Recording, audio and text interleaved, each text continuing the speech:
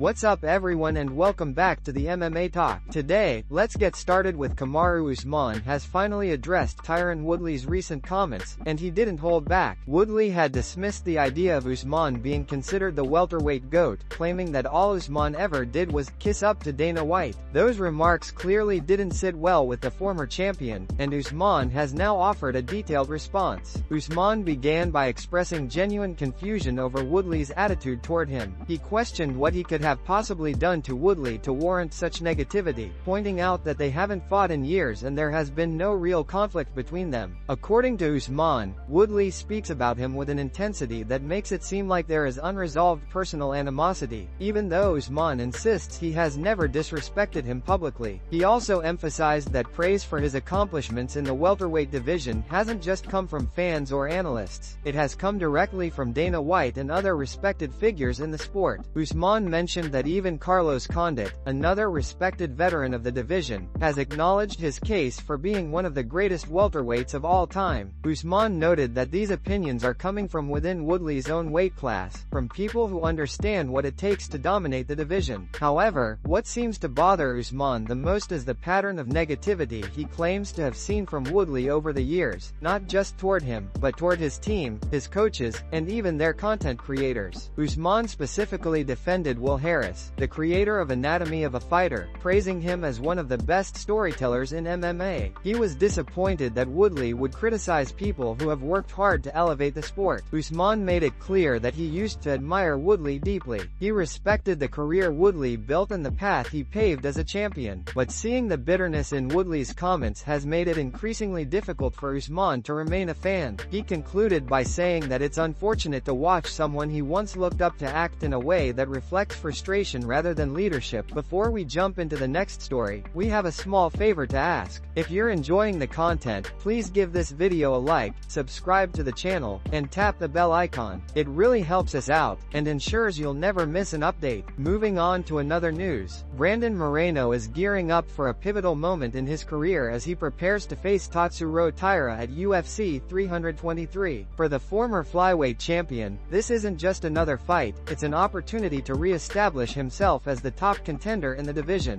Moreno believes that if he delivers a dominant, statement-making performance, he could very well secure the next shot at the UFC flyweight title. Moreno's history with the current champion, Alexander Pantoja, adds significant weight to his ambitions. The two fighters have crossed paths 3 times, beginning with their first encounter on The Ultimate Fighter in 2016, where Pantoja submitted Moreno. Their second meeting came in 2018 at a UFC Fight Night, a bout in which Moreno once again fell short, this time by unanimous decision. Their third and most competitive clash occurred at UFC 290 in 2023, where Moreno lost his flyweight title in a razor-close split decision. Despite these setbacks, Moreno feels confident that he has evolved dramatically as a fighter and is ready for one more chapter in their rivalry. Speaking ahead of UFC 323, Moreno acknowledged the unpredictability of UFC matchmaking. He admitted that no fighter can ever truly know what the promotion intends to do, but he emphasized that his focus remains on what he can control, his performance. He expressed his intention to deliver an amazing presentation on December 6, making it unmistakably clear that he deserves to be the next man up for the belt. Moreno also pointed out that the flyweight division is finally gaining momentum again. For a while, things seemed stagnant, but recent matchups have brought new life and clarity to the rankings. He noted several high-profile fights that have taken place or are soon to occur, all contributing to a renewed energy within the division. With contenders emerging and meaningful bouts being booked, Moreno believes that now is the perfect time for him to cement his place back at the top. For Moreno, UFC 323 represents more than a comeback, it's a chance to reclaim his identity as one of the best flyweights in the world. And with a convincing win, he is confident that the path to another title fight will be undeniable. Moving on to another news. Henry Cejudo has revealed that his upcoming fight against Peyton Talbot may be the final chapter of his combat sports career, and this time, he insists the decision is real. Despite having retired and returned multiple times, the former 2-division UFC champion made it clear that he is genuinely considering walking away for good. He even suggested that Dana White might cut him from the UFC after this bout, reinforcing how serious he is about closing this chapter of his life. When asked why he returned in the first place, especially after after leaving the sport while still on top. Cejudo explained that his motivation was deeply personal. He said his decision was driven by a desire to provide a better life for his children. While he was financially secure, the UFC offered him the fastest and most efficient path to earning the type of money that could reshape his family's future. For him, family outweighed legacy, and returning seemed like the logical choice at the time. However, Cejudo admits that he may now regret coming back. He compared his MMA comeback to his experience in wrestling, where he pushed himself so hard and achieved so much that he eventually began to resent the sport. He recalled the immense pressure he felt during the Olympics, questioning whether he would win, carrying the weight of expectations, and ultimately walking away immediately after achieving his dream. He had meant it when he said goodbye back then, and he suggests that maybe he should have meant it the first time he retired from the UFC as well. Despite still possessing world-class skills and being encouraged by those around him, like coach Eric Albarracin, to keep fighting, Cejudo emphasized that ability alone is not enough. He spoke about wanting to avoid exposing his young children to the fear and anxiety he experienced growing up. He remembered witnessing violence as a child and feeling his heart race with fear. The last thing he wants is for his own kids to worry about their father risking his life in a cage. Cejudo understands that fans may doubt him, as many believe he will eventually return again, but this time, he insists it's different. He believes Dana White might cut him based on his repeated retirements, and because of that, he feels this may truly be the end. According to Cejudo, this is real, perhaps more real than ever. Moving on to another news, Renato Moicano has shared his thoughts on the unexpected matchup between Justin Gaethje and Paddy Pimblet, and his perspective is drawing plenty of attention. While many fans were shocked when the UFC booked this fight, Moicano admitted that he was just as surprised as everyone else. The matchup raised eyebrows across the MMA community, and Moicano made it clear that he also struggled to understand the UFC's logic behind it. Moicano pointed out a significant detail regarding Pimblet's recent competition level. According to him, Paddy's last 3 UFC opponents have a combined record of 0-13 in their most recent fights leading up to facing him. In other words, none of Pimblet's recent opponents entered their bouts with any momentum, something Moicano believes highlights a deliberate pattern in the UFC's matchmaking. He suggested that Paddy is receiving favorable matchups and even referred to his rapid rise as an undeserved title shot in terms of opportunity and attention. Despite acknowledging these concerns, Moicano also recognized the difficulty of the Gaethje matchup. He emphasized that Justin Gaethje is one of the most dangerous fighters in the lightweight division, known for explosive knockout power, relentless pressure, and years of elite-level experience. For Paddy, Moicano noted, this is a massive step up in competition. However, when it came to giving his prediction, Moicano surprised many by choosing Pimblet to win. He explained that while the common opinion is that Gaethje will likely stop Paddy early, the fight becomes much more interesting if it moves past the opening rounds. Moicano believes that in a 5-round fight, Paddy's youth, conditioning, and ability to survive chaotic moments could actually give him a real chance as the fight progresses. He argued that if Gaethje fails to secure an early finish, a scenario most analysts view as the key to his victory, momentum could shift dramatically in Paddy's favor. Moicano suggested that Paddy has the grappling ability, awkward striking style, and resilience to wear Gaethje down over time. Ultimately, Moicano concluded that while the matchup seems unusual and while Pimblet's recent resume may not justify such a high-profile fight, he still sees Paddy Pimblet pulling off the upset. In his view, if the fight goes long, Paddy may very well outlast Gaethje and walk away with one of the biggest wins of his career. Moving on to another news, Merab Dvalishvili has opened up about why he sometimes finds himself rooting for his former opponents, except for one, Umar Nurmagomedov. Typically, Merab says he likes seeing fighters he has faced go on to perform well, whether he defeated them or suffered a loss. In his view, when someone you've shared the cage with continues to win, it elevates your own resume and reflects positively on your career. Their success becomes, in a way, an indirect boost to your own accomplishments. However, Merab made it clear that Umar Nurmagomedov is the lone exception to that rule. He openly admitted that when Umar fought Brian Kelleher, he was cheering against him and hoping Kelleher would get the victory. According to Merab, his feelings are not based on rivalry inside the cage, but on something that happened outside of it, something he still considers disrespectful. Merab explained that he normally doesn't hold grudges, but in this case, he feels justified. He recalled an incident where Umar allowed someone else to use his Twitter account to send send Merab a disrespectful message. According to Merab, the tweet called him a fake champion, a comment he perceived as unnecessary and insulting. What bothered him most was not just the message itself but the fact that Umar permitted someone else to speak on his behalf, using his social media to attack another fighter. Merab emphasized that he would never let anyone access his own social media accounts, especially not to insult another athlete or escalate tensions publicly. He believes that fighters should be accountable for what comes from their platforms and should maintain a level of professionalism, even when emotions run high. For him, allowing someone else to take control of your account and use it to disrespect fellow fighters is a breach of integrity. Because of this incident, Merab says he simply cannot cheer for Umar. While he respects most of his opponents and often supports them in future matchups, Umar remains the exception. He insists that this stance is not about competition or fear, it's strictly about principle and respect. Until that line is repaired, Merab sees no reason to support someone who allowed disrespect to be directed at him publicly. Moving on to another news, Marvin Vettori enters UFC 323 with a clear sense of urgency, fully aware that his upcoming fight against Bruno Ferreira represents a crucial moment in his career. Vettori is currently riding a 3-fight losing streak, the longest and most difficult stretch he has faced in his professional journey. At 32 years old, he insists he still has plenty left to offer the sport, but he acknowledges that this fight is one he absolutely must win if he wants to re-establish himself as a contender in the middleweight division. In a recent interview with MMA Junkie, Vettori reflected candidly on his recent setbacks. He admitted that over the last few years, he lost track of certain strengths and habits that once defined him as a fighter. Techniques and approaches that used to work no longer felt reliable, and that uncertainty began to affect his confidence inside the cage. He explained that the combination of self-doubt and strategic inconsistency caused pieces of his game to crumble, and it took time for him to reassess, rebuild, and regain clarity. According to Vettori, that recalibration led him to settle into American Top Team, where he feels he has finally found stability and direction. He believes he has matured, rediscovered his identity as a fighter, and rebuilt his foundation. Now, he sees himself climbing back,